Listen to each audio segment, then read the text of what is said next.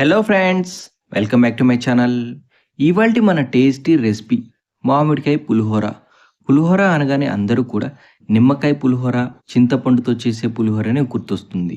అలా కాకుండా ఈరోజు కొంచెం వెరైటీగా, స్పెషల్‌గా మామిడికాయతో పులిహోర ఎలా చేయాలో చూసేద్దాం.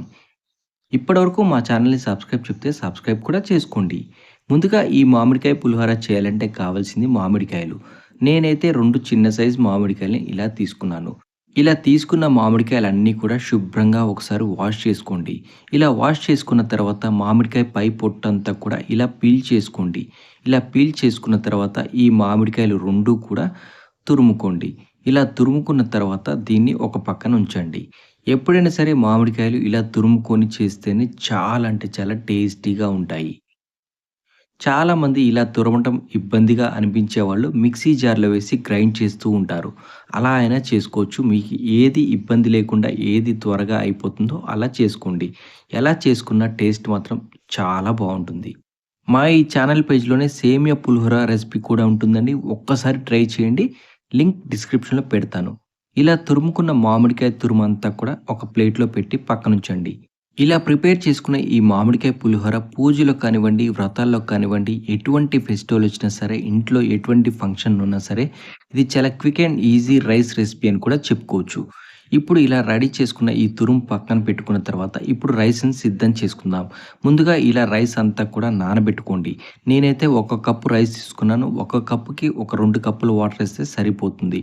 ఇలా నానబెట్టుకున్న ఈ రైస్‌లోనే కొద్దిగా ఒక 2 టేబుల్ స్పూన్ పసుపు, అలాగే ఒక 2 టేబుల్ స్పూన్ ఆయిల్, అలాగే ఒక టేబుల్ స్పూన్ ఉప్పును కూడా యాడ్ చేసుకోండి.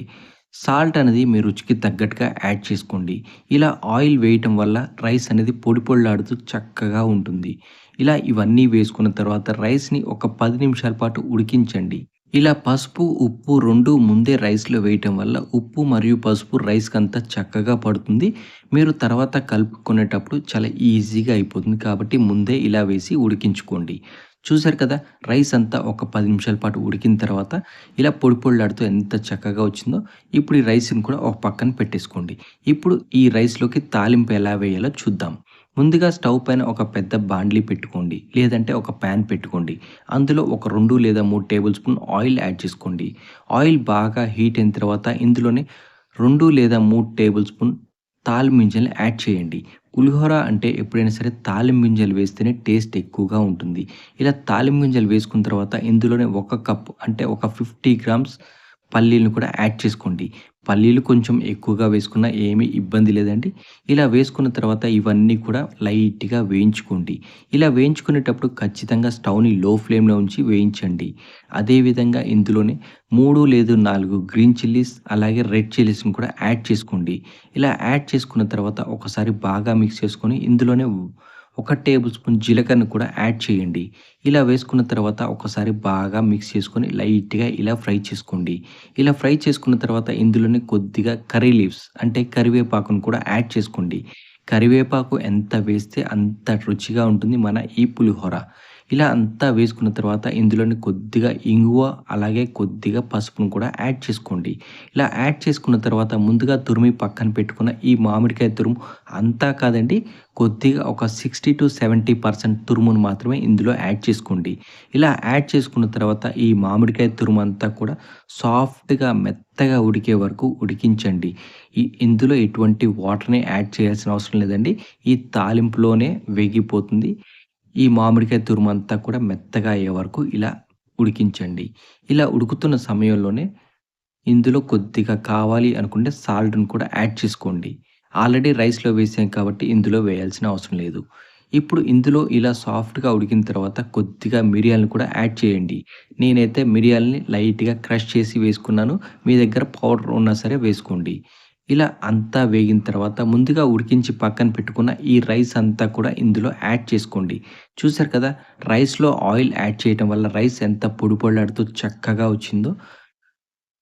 ఈ రైస్ అంతా ఇందులో యాడ్ చేసుకున్న తర్వాత స్టవ్‌ని మాత్రం ఖచ్చితంగా లో ఫ్లేమ్ పెట్టుకొని ఇదంతా కూడా కలిసేలాగా ఒకసారి కింద నుంచి పై వరకు ఇలా కలుపుతూ మిక్స్ చేసుకోండి.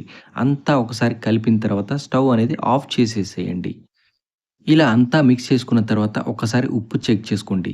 సరిపోతే ఓకే. సరిపోకపోతే ఇలా పైన యాడ్ చేసుకోండి. ఇలా వేసుకున్న తర్వాత ఇందాక ముందే పక్కన పెట్టుకున్న ఒక 20-30% మామిడికాయ తురుముంది కదండీ!